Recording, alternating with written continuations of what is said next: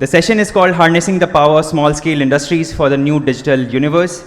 Let me invite our esteemed panelists on the podium. Mr. Rajeev Mehta, EVP-Channels and SOHO Enterprise Y. Mr. Harish Laddha, CEO Emerging Business, Bharti Airtel. And our moderator, Alekh Tiwari, partner, KPMG. I request three of you to kindly be on the stage so that we can begin with the session.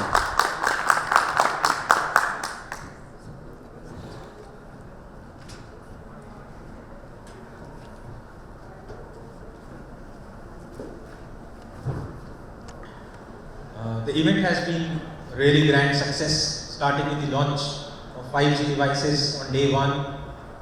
A good round of participation from a lot of companies here.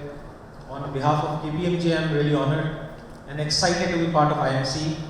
Year and year, I have been with IMC for at least last 5 years. KPMG has been a knowledge partners, and we have seen the event grow every year. Of course, we missed it for last couple of years. The topic today brings in a blend of technology and economy together. What is the impact of technology on a certain section of the economy?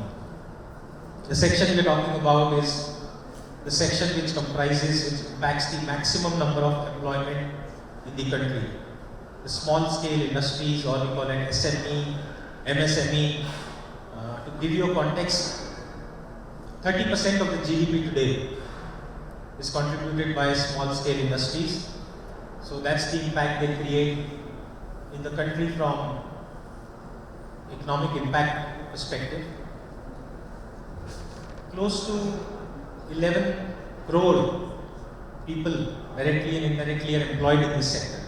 So again, from an employment perspective, the impact is huge. What we are going to touch about today, the importance of SME going beyond just the numbers. How do they impact the country in terms of creating that culture and the fabric in the country of driving technology and digitalization in each and every nooks and corners of the country. How digital SMEs are really, and how could adoption of technology help them improve their business operations, improve their productivity. You would have seen, if you've gone around IMC, there are a lot of stalls and a lot of startups. I was quite excited to see India's own handmade first 5G mobile phone in one of those places. Then first private 5G network, including the radio and all the boxes put together. So a lot of innovations are happening even on the tech front. And a lot of that innovation actually gets contributed, if you look at the companies which are doing it, would get categorized in the small and medium enterprise category. Despite that, somewhere we feel that the technology adoption in SMEs is still a challenge. Those who have done have really grown beyond leaps and bounds. There is a study that KPMG published along with IMI last year, which looked at micro entrepreneurs, a sub-segment of MSMEs, and where we did coverage of around 10 million micro entrepreneurs, and what we identified that those micro entrepreneurs who adopt technology are likely to have 10% better outcome in terms of business productivity, in terms of revenues. So there is a clear linkage between technology and productivity, technology and outcome.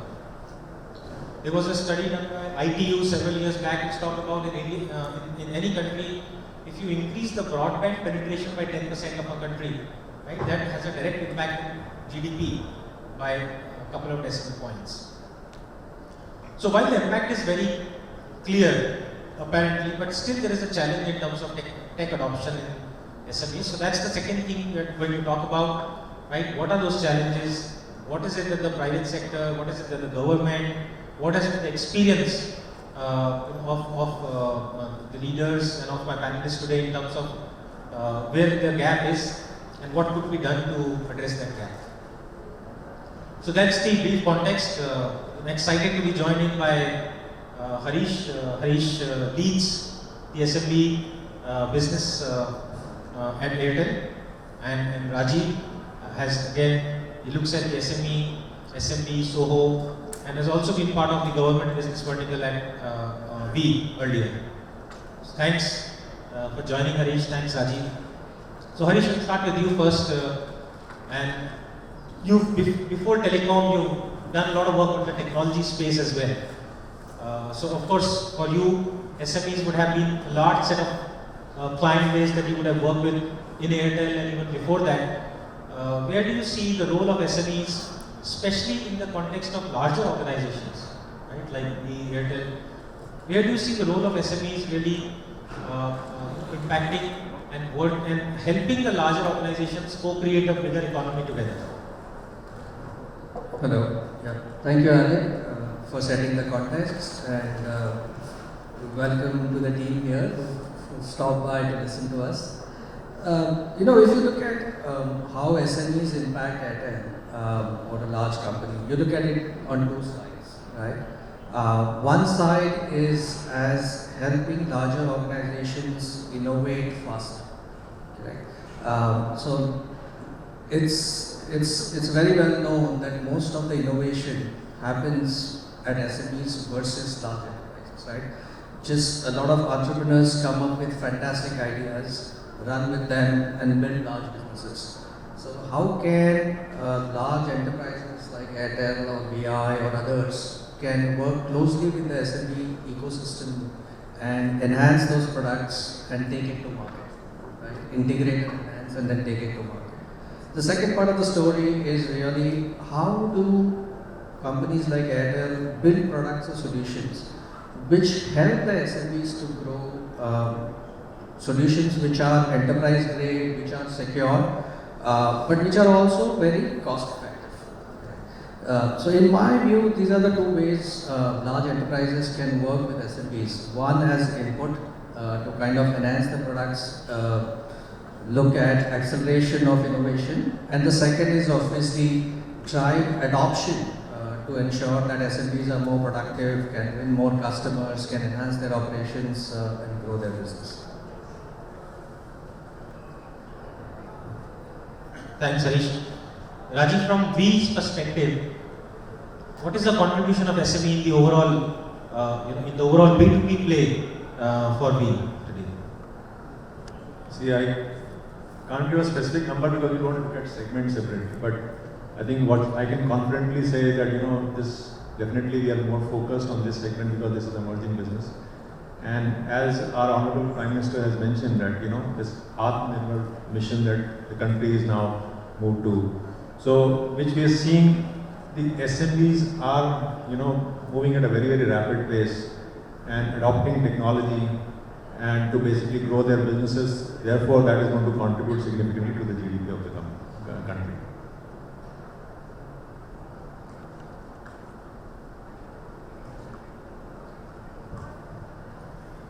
Again, Rajeev, Harish, open question to you. We talk about, and there is a lot of segmentation in MSMEs, right? Companies with less than 10 crore revenue. There is a segmentation by revenue and segmentation by investment.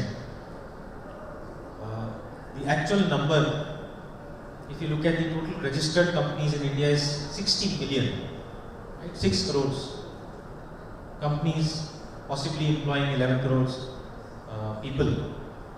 GST registered number takes away 90%, right? It's almost 6 million is left. And then there is MSME there.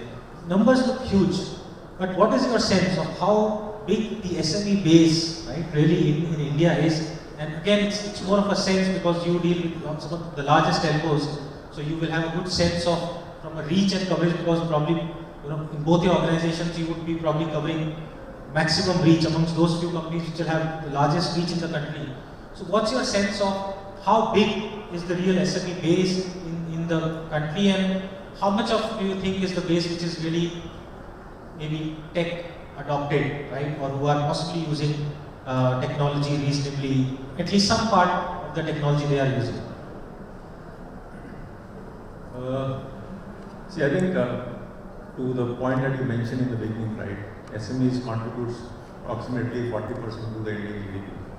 So that itself is a sizable number. And now, as you mentioned, there are 6 million, more than 6 million registered MSMEs in the country. And some are micro, some are, mid-market, some are small, right? So to me, I think it's very difficult to put a number there. But there's one thing which is very sure. Organization, and what we have seen in the last 2 years, we've seen almost a decade of, digital transformation which has happened, and which has touched all kinds of companies, whether you call them micro, you call them small, you call them mid-markets, etc. And digital, for that matter, no longer is a choice. It is all about being relevant, so that you are able to survive and thrive in this business, to be better than your competition, or to be at least at par with your competition, or to be at least better than them. So to me, I think every MSME is an opportunity, because what a large organization is today, it used to be falling under smalls at some point in time, or it would have been a startup at some point of time. What we are also seeing is, in the last 2-3 years, we are seeing a huge, interest around startups.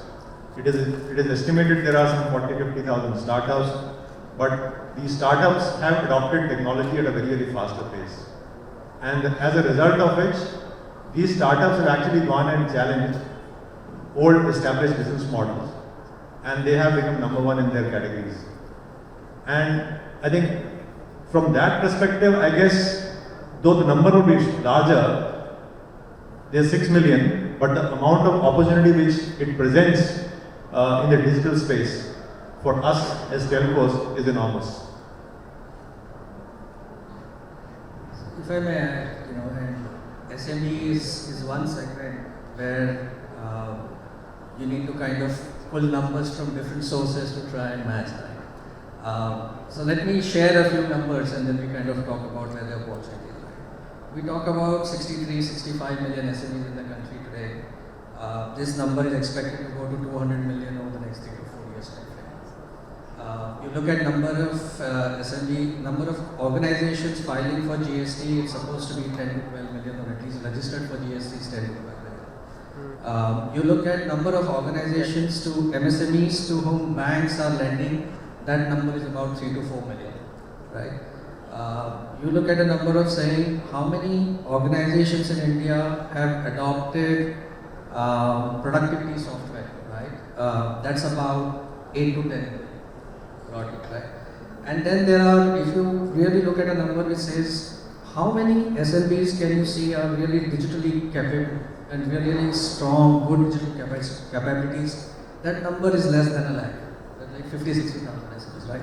So there's a vast spectrum from 60-70 million to 60,000, right? But the way we look at the business now is, over the last 2 years, everybody's understood. There was always a push 2 years ago saying, is investment in technology a cost, or is it really an investment? I think the last 2 years have shown that everything that you spend on technology is an investment. It's not a cost, right? So we are seeing a big mind shift change in SMBs from an investment in technology perspective, right? So this number of, even if you take a 10 million number who are using productivity software, will this go to 40-50 million? Yes, it will go over the next couple of years. The important thing is for large players like us and the ecosystem around us to make products which we keep on saying help SMBs grow their business. And unless we make those products reasonably priced, competitively priced, correct, we're not going to be able to help SMBs to really become productive, meet the PM's version of Atmanirbhar Bharat, to have the SMBs really contribute a larger and larger percentage of GDP to the country, correct? But I think it comes back to us to provide the SMBs the tools which are enterprise grade, which are secure, and which are cost or priced right for them to be able to utilize and use in their business. Yeah, I think that's a very thought-provoking point in terms of providing them the tools. And the question is, what are the technology tools which could be relevant for an SME, and how do you provide them rightly tailored to their requirement? Today, if you look at technology, it's very pervasive in any organization, right? So if an SME has to look at technology enablement for them, it starts from basic things like connectivity. Then we're talking about productivity, we're talking about email solutions, we're talking about maybe even IoT, we're talking about other business set of applications, we're talking about technology helping them ease the access to market and facilitate the access to market. Even on finance, there are technologies now. And then, of course, there's the entire gamut of security, right, around all of these things. As a small company, where they are largely, many of them may not necessarily even have structured IT as a division or department, not a structured marketing, finance, HR maybe being managed by a promoter and few core team of 3-4 people in many cases. The choice of deciding what is the technology to be chosen for 10 things that they have to pick up in the entire technology portfolio could be very complex. And that could be one of the gaps, which is the skills from an adoption perspective. So, is there something, and do you feel that if there is and we have seen in some other countries that, in some cases the telcos have taken a lead and created a single stop shop or a single platform where SMEs goes to the telco and the telco gives them connectivity, SIM cards, cloud, licenses, productivity suite, even security, communications platform. So then it becomes easy, right, for an SME to pick that, okay, I have to just buy from one vendor and this could take care of a lot of my, maybe 70-80% of my technology requirements. We haven't seen that happening in India. So do you think do the SMEs go for a decentralized kind of purchase, or do you think this is one of the ideas which could possibly disrupt the SMEs adoption of technology, or is India a little different in terms of adoption vis-a-vis other countries? I'm sure you would have done a lot of in your organization research on how to penetrate this market better. So where do you think the single stop shop versus how do you make the technology more easy to buy for the SMEs? See, I think if I've understood your question, I think it is not about the availability of propositions, which are many, whether you take V or Airtel or other telecom companies. The challenge is in the lack of understanding or lack of knowledge, the plethora of products. Now you have to help them navigate to be able to decide as to which one is better for them. I think that's one area probably which helps them to basically identify, okay fine, this is what I need. What as an organization we are attempting to do or trying to do is, there's a digital assessment that we have on our website called Ready for Next, and it has certain questionnaires. So basis that questionnaire, so you get your digital maturity score, and which also proposes a certain technology for your business. It could be for accessing market or digital customer or digital market space, and so that it helps the MSME organizations to pick the right technology. They may decide to pick one of them from these set of products. So it is, to me, I think it is not the availability of these propositions, it is how aware the SMEs are and how can they choose what is more relevant for them. Is an effort, is the attempt that we are trying to raise. But how do we help them cut the clutter there? If I may just add to this, I think it's not been a market, in my view, where anybody spent a lot of time, money, effort to educate the market. It's just that the length and breadth of the country makes it, plus the language makes it that much more difficult to do that. But I think it's more than time to kind of spend that kind of effort, time and money on ensuring that we are able to break the clutter and be able to talk about what are the right solutions. And now we feel there's also an acceptance that this is something my business needs, from the SMB customers. Like he spoke about it at Airtel as well, we've tried to simplify the journey for the SMB, right? So for example, when we launch something like Airtel Office Internet, it's your office broadband, built-in security, which includes DNS as well as endpoint security. and it integrates collaboration tools as well as static IP, as well as some licenses of Google Workspace. So from a SME perspective, we are saying, don't worry about security, don't worry about getting a static IP, or don't worry about getting a productive solution. You can, buy in one place, one bundle solution, one price per month. I think we need to do more of that, and I think that in a country like India, beyond the point you can't do horizontal solutions, you will have to create some vertical solutions based on the industry that you are really targeting. Right? So I think there's a lot of effort required to educate, to talk about this, and I think everybody is going to put that effort as you go ahead, because we are seeing a lot more acceptance from the customers to adopt technology now. Yeah. And clearly, I think it's also a little bit of a vicious cycle. Right? Many times for the smaller set of organizations, if you invest in technology, it helps in improving the productivity, or it helps in providing easier access to market, which helps in reducing the cost, or again it helps in increasing the revenues, which essentially means more bottom line, and then you can reinvest in technology. But at the same time, it takes some time, and it takes some time and to make that investment and see the returns out of that investment, and which is where I think many times that hesitance is, whether it is lack of skills or lack of ability to invest, or lack of awareness in terms of what is the ROI it can give. Another thing that we've seen is in SMEs is and if we compare, and many times we are compared in many fronts with China, and China has quite successfully replicated the model of clusters, right? Where any particular product they have taken, whether we talk about toys, we talk about plastic, many of those industries which work in clusters, they have successfully created very large scale clusters, which has helped them reduce the scale, increase the scale, reduce the cost, bring in the economies, and then obviously we know where they have taken those clusters to. In SME space, there are certain sectors which have last 4-5 years done really well. Right? The toys cluster, PM Modi talked about it last week.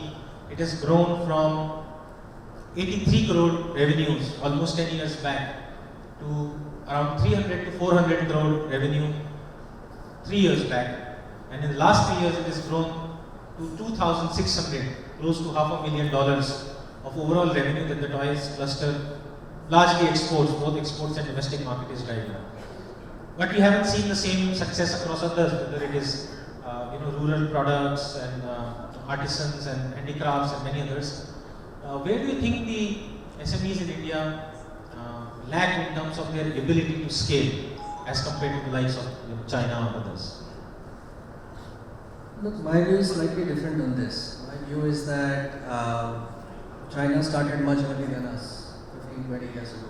Right? India led from a services economy perspective. China decided their growth would be led from a manufacturing perspective. Right? I think both the countries just chose a different approach to growth. Right? China chose an approach which was more export oriented. India as an economy is more domestic consumption. Like we're just speaking in the backside, we're saying now export is like we have a domestic consumption market which is very strong, and now export is like Sone pe Suhaga, right? If we really crack that, I think the countries there's no limit to how fast and how big the country can become. So I think India is just getting started. We've seen, like you spoke, in small measure the success of a cluster of the toy industry. We are seeing in great success the PLI, which is helping the mobile phone industry. I think as a lot of these PLI schemes get into execution, a couple of years later, I don't think this conversation will exist of saying, is China doing better, is the China cluster model better than India's, right? I think we started late because we went down one path, we did very well on that path. Now we are picking the second path to drive our next level of growth. It's going to take us a couple of years. I think the bank financing has improved. The telecom infrastructure in the country has improved substantially. The road infrastructure is like growing like crazy. You can see how fast we're putting it there. Everything else in the country is kind of picking up pace. So it's a matter of time, say a couple of years, where even the manufacturing sector and these clusters will actually kind of come into this one. I have really no doubt about that. I think these clusters already existed in the past, but these were islands, right? So they were not connected to the nerve centers of business. I think what has happened in the last almost a decade now, like what Harish was mentioning. So one is, see, that there are 3-4 large structural things which have happened, right? You just can't switch over a nation strategy overnight. You need to do a lot of work. So one is, you would have heard of this, something called JAM, Jan Dhan, Aadhaar and mobile. Now, this has actually given, so what has happened with this is, plus GST, which is single tax, one single nation, single tax. Now, all of this, and then the road infrastructure. Road infrastructure is required to connect all these clusters so that they can ship their products to different parts of the country seamlessly. They needed connectivity for these industries, which is your broadband or mobile penetration, which has actually gone up from 8% to 45% of the population now. So therefore, we moved to tier 1, tier 2, tier 3 kind of cities. And also, a lot of SMEs used to operate in informal economy. With GST and Aadhaar, right, they have been now integrated to the formal economy. Now, what happens as a benefit to these SMEs is that once their organization integrates to the formal economy, that company becomes bankable. So they have easy access to funds. I think all the larger structural things are now in place. I think this is the right time. In fact, I would like to quote what our Honorable Prime Minister mentioned. ये हिंदुस्तान का दशक नहीं है, हिंदुस्तान की शताब्दी है. So this is the century for India, and there is a limitless opportunity which is available for SMEs now. So I think that's what it is. So I think every piece of this puzzle is now coming together, and this is the right opportunity for the SMEs. I think very beautifully explained, Rajeev, those things coming together, and those are really the key pillars, the Jan Dhan and the Aadhaar and mobile, right, coming together. So most of the very small organizations today, if I go to the nearest panwala, he will have a bank account, right? He will have a Aadhaar linked way of making a payment. He will have a mobile on which his payments, transactions he can do. So that's one. The road infrastructure definitely reduces the working capital movement. So the faster you move the good, the faster you will recover the money. The less working capital you will need to invest, the more money you will naturally have. Working capital cycles have crunched in. And the third part is really the technology investments also in terms of the infrastructure. All the things around broadband that the government has done, the fiber net. I think those all really coming together. And then of course with GST. Right? Today, the interesting part is that even if I take the example of the panwala, right, his entire, not only he digitized, his entire value chain is digitized. So the entire money is in the formal economy. If I asked him, in fact, an actual incident, I was asking him, you are getting 90% digital money, hardly 10% cash. What happens when you pay, when you procure services and you have to pay to the person you're procuring from? So his transaction is also, backend is also digital. So it's hardly, and then all the savings automatically happens in whatever margins he earns, it's already there in the bank account. Right? So automatically it's going into saving, and then the entire supply chain becoming digital will have a huge impact. What we've seen also in terms of, again, if you look at globally in terms of adoption of SMEs, which areas do they adopt technology first? So the first set of adoption is in the B2G, the business to government services. Invoicing, payment, tax collections, all of those things which we have seen in India also happening. So their SMEs and large organizations are really, if you look at the technology index, they are both tech savvy, more or less. The second is in terms of the customer related alignments, right? Customer experience, customer engagement, that is where the gap is there between small and large, and a good part of that gap is actually contributed to broadband availability with the SMEs. So there's a study with OECD that I'm referring to which says the gap on the front-facing functions between the SME, a large organization and a small organization, is largely contributed to broadband availability that the SME uses. Now that might be very true with respect to some of the European countries and other countries, but India has gone far ahead in terms of its broadband penetration. Right? A lot of things places where India has already leapfrogged in terms of telecom as respect to many developed countries. So that also kind of bridges the gap in terms of broadband. And with rural schemes that the government is running on, driving more broadband. So clearly, a lot of role that government has played. Rajeev, the question to you is that what more needs to be done by government? Clearly they have played good role, but where is potentially more gap, and what more could possibly be done by action from the government? And then maybe Harish, you could talk about from the private sector, right? What we could do. See, as I said, government can only create a right atmosphere for the SMEs in the country, which anyway it is doing. I think you would have heard of this news from 1st of October. Companies with 10 crore of turnover can also do invoicing now. So which means, the job of maintaining those invoices, keeping a record of this is now available with government, and there is no challenge in terms of filing the returns and taxes as far as SMEs are concerned. I think that is one area. And what I'm trying to basically say is, you can clearly see a plan which the government has. They are trying to basically do this by bringing that threshold lower so that more and more SMEs can join the formal structure. The biggest problem currently which the SMEs face today is the access to funds or finances.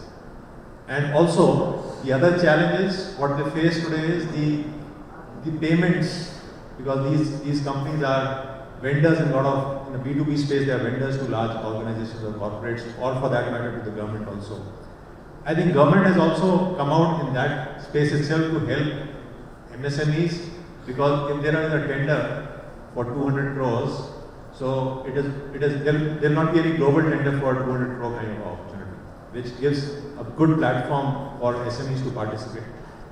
And then I guess on the GST, anyways, they have brought the threshold level from 20 crores to 10, and I'm hearing that probably this is going to be 5 crores. There's another platform which is ONDC, which is government is creating a platform where it's a free platform which is available, and you can do e-commerce or transactions on that kind of platform. I think the testing of that platform, a beta version, is already launched in Bangalore now. So I think there is enough and more which government is trying to do, and that too in the right direction. Also, to do business with government, there's already a GEM portal which is there. So if the MSMEs, if they want to do business with government, they can register themselves with the GEM portal, and they can do the transactions, they can bid for the government business through that. So I think, as far as government is concerned, I see clearly a plan which is there, which they are executing. And I think all these initiatives of government are definitely going to help the larger SMEs. So I'll just add one thing. I think what we have seen is, whether it is countries, smaller countries like Singapore and Malaysia, what they have done is to drive technological adoption with SMEs. The government subsidizes a part of the investment in technology. So if you're an SME, for the first 3 years or something, the government will subsidize, say, 30-40% of your technology cost, limited to say $1,000 a year or 10,000 ringgit a year, kind of something. I don't think we have seen that kind of a direct infusion from the government in the SME sector. But like Rajeev says, I think they have done a lot of groundwork already. Now it's up to going back to saying this is like a direct investment which they can make in SMEs to drive technological adoption. I think there's some conversations going on already. From the private enterprise perspective, Alekh, I think that was your question. Again, I go back and say two things. One is that I think by law now private enterprises are expected to pay the SME suppliers within a 30-day time. I think that's the law that the government has put in place, right? To pay within 30 days. That kind of helps SMEs kind of ensure that their working capital cycles are faster. So I think private companies can ensure that we stick to those rules, ensure that we pay in time. The second one is, in a broad sense, what I spoke earlier, is that how can large companies actually use SMEs to kind of drive innovation in their products. So if Airtel is launching a product, how can we collaborate with a lot more SMEs to kind of launch a much better product, much faster with innovative features, and ensure that we use our reach and our muscle to take some of those solutions to markets, right? Not only in India, but potentially globally. think a lot of large enterprises can help SMEs grow that way much faster, because large enterprises have kind of cracked the go-to-market, have cracked the legislation and the laws and the rules, how they operate in different parts of the world, and that's how potentially we can bring a lot more muscle to the table to kind of accelerate the growth. Perfect. Thanks. Just last couple of questions and then open to the audience if you have any questions from any of the panelists. Innovation and startups, I think that's a very important topic that you touched. India is really leading the fray in terms of startups. It's second only to US. It's already overpassed China with respect to the number of startups, again the number of unicorns, and it's really up there. A lot of those startups are not just building the startup ecosystem, but they are also building a lot of new capabilities. The entire fintech space, India is far ahead of Europe and many other countries, right? Even the tech space. So that's a huge ecosystem, and what is also happening because of the ecosystem, work is happening not just in tier 1 cities, but also in tier 2 cities, rural cities. People are working from anywhere. So it's also bringing in the rest, tier 2 towns, and even rural startups are coming in, and many of them are SMEs. So I think that's been a very key contribution. What do you think is the value, this entire ecosystem of startups, working from home after COVID, right? How does it change the entire SME landscape? How important it could be for India in terms of innovations? And India needs, of course, innovation not just in services, but also in products. We're talking about robotic startups and IoT startups. So it's not just software R&D which used to be India's play, right? Startups are even changing the game in terms of the IP and patents that they are creating. So what do you think is the role the startups ecosystem are playing in taking India to the next frontiers of digital economy? I think it's a very, very broad question, but I was in another panel conversation and one of the panelists was mentioning that India is the kind of a test bed where you can test any solution for scale, and you can test it for the right value for money, right? Because this country works both ways. You can get scale, but if there's no value for money, you're just not going to get scale, right? And if you build those solutions and those solutions work in India, you can make them work anywhere in the world, right? Again, on the startup ecosystem, India has always been a land of entrepreneurs. Now, like Rajeev mentioned, a lot of the entrepreneurship was in the informal space. Now it's getting kind of come back to the formal space. And since a lot of unicorns that we speak about are technology-led, hence there's a lot more conversation about it. But India has always been a country with entrepreneurship. I do feel that we are just getting started. I think what we are seeing in terms of number of startups, unicorns, etc., this is still a small part of the change that's happening in the country. I have a young son, 21 years of age. You talk to him or his classmates, none of them really want to do a job. All of them are, 1 out of 5 is dabbling in some startup, in some software development, some application development, some online selling through Instagram or one of those, different marketplaces, right? I have never seen this kind of enthusiasm, energy, as well as the ability to take risk in this newer generation. I've never seen it in the last 20 years, right? So I think we're just getting started in this whole journey. You mentioned, and I think it's been in the newspapers, that about it's not a decade, but over the next this century belongs to India. I don't think that's rooted as an aspiration. I think that's rooted in reality of what we are really seeing happen in the country. Everywhere you go, I think everybody wants to start something new, be their own boss, build something aspirational, and then take it to the world. It's not about selling in their village, in their state, in the country.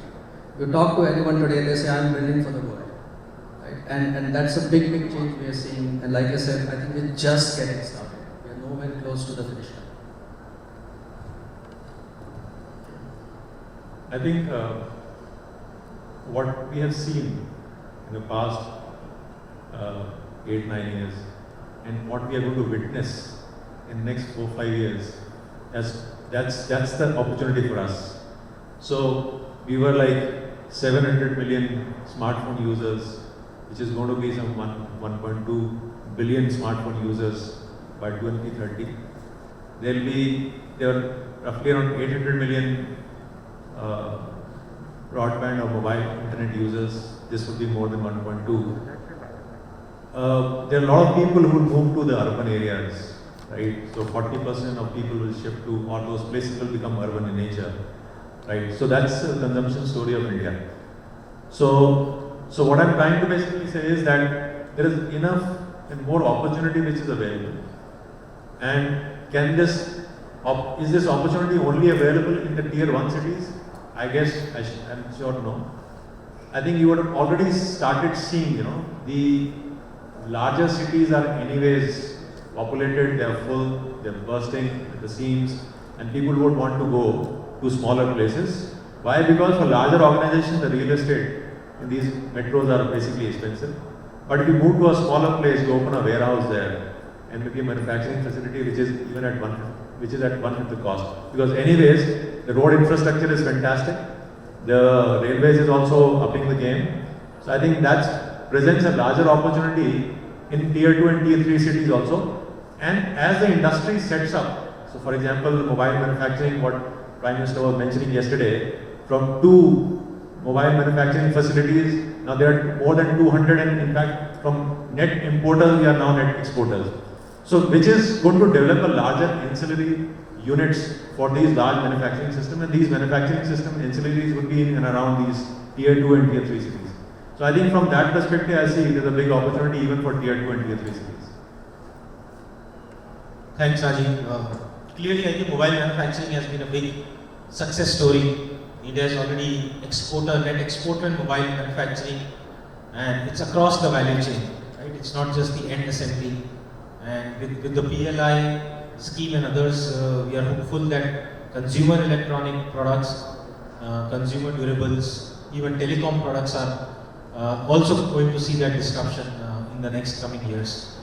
So absolutely excited. I think for the key takeaway for me, what you said, Honorable Prime Minister's key, this is ये दशा की हमारा नहीं है, ये शताब्दी हमारी है. Yeah. Thanks. Any questions before I just do the conclusion here from members here? Any questions you have for anybody in the panel? Yes.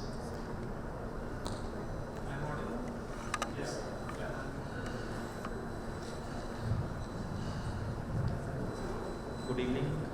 Myself Kapil Parashar from Beyond Digital Services. We have launched an integrated solution for the startups, because there are so many schemes, but the schemes are same for the all startups, but the need of the startups is different for one-to-one basis. So what we have done, we have provided an integrated solution for the startups for plug and play services, and we have make a broad MNCs, Indian MNCs, to connect with the startups and provide their I can say manufacturing opportunities and service opportunities to the university level. And right now we have tie-up with various universities in India, because the future is in the last year students who are working, and they are looking for to start their own startup. So we have launched a startup mantra with MITI, and we have received more than 250 applications pan India and abroad also, and we have connected for that. But what we are looking from your side, that all the startups is looking from the telco side to how to enter in your you can say how to integrate with you, because we are looking to offering the cloud opportunities, but they are mostly prefer to the market access, because if they got the market, it's a very good for them. So what is the possibilities with the telcos like it's and you, Vodafone and Airtel, for the market access of the startups basically? So if I understood your question correctly, is that how can telcos help some of the startups access the market that we have, right? So I think very valid question, very interesting one. And I think this is something that whether it is a telco or whether it is a bank who typically, or insurance companies, who typically have access to a large customer base, I think that's what we were talking about a little bit earlier, saying as telcos, we need to do a little bit more for the ecosystem to help the startups or even SMEs to kind of take them to market. We don't necessarily have a lot of well-defined programs today, but that is clearly in the charter to work upon. So at Airtel, for example, we recently launched a hackathon for ISPs to integrate with our Airtel IQ, which is a CPaaS platform, so that we could integrate, we could find the most innovative solutions in the market, integrate with our platform, and then use our reach to 400, 500 million consumers, and then take it to market. That's just the first thing we have done about a couple of months ago. We intend to run this as a continuous program over a period of time. Secondly, as part of Airtel investments, Airtel also does a lot of seed funding into startups. So if you look at it, 2 of our latest products have got launched with 2 different startups, right? So whether it is a stake we took in a company called Synergy in Mumbai, along with them we are now taking their product to the market, or a stake we took in a company called Level based out of Bangalore, and we are taking their SD-WAN solution to the market. So I think we are very, very open. We didn't have a very well-rounded program to support, but I think we are just about getting there. So if there are ways that needs to reach us, we'll be happy to kind of take it to market. Thank you, that's a great question. Yeah, I think the fact is we don't have a structured program as such. And in fact, it's not that the startups are looking for large organizations who are looking for good ideas in the market. So I think from that perspective, we are also trying to put a framework together. And specifically on the integrated IoT piece, right, where we offer a box solution for SMEs and for large organizations to basically for certain use cases. We work with a lot of new age companies and startups on the device development, front-end systems, etc., so that we can go back to the customer and offer that proposition. So there's a lot of work in progress, if I may put it that way. But definitely we are also very eager to work closely with the startups, because we also want to add more value to our customer and would like to go back to them with some interesting products. Thanks. Any other questions?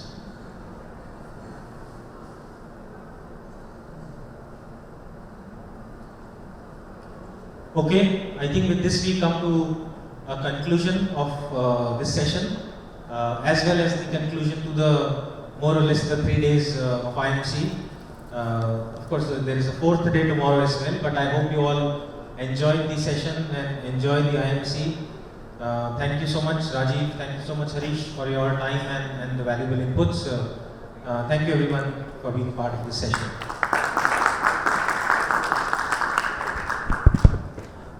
We appreciate the time that was taken by our esteemed panelists.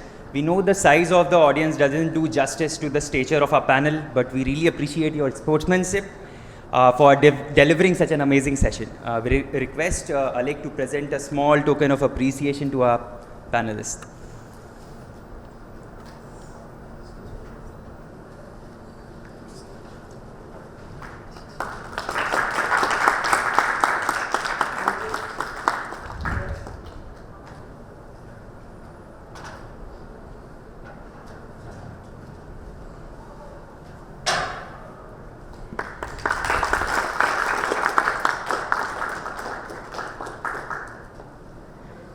And for moderating this session so well, we would like to present the token of appreciation to Alekh as well.